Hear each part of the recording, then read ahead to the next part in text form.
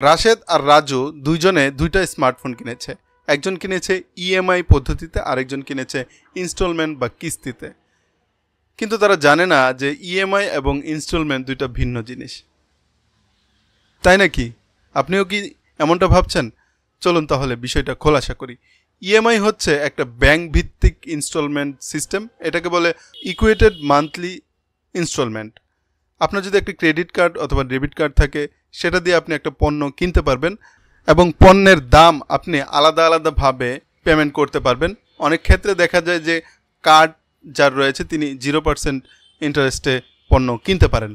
কিন্তু পক্ষান্তরে ইনস্টলমেন্ট বা কিস্তি হচ্ছে লোকালি পরিচিত একটা পদ্ধতি, অর্থাৎ দোকানদার তার নিজের মতো করে ফি নির্ধারণ করবে।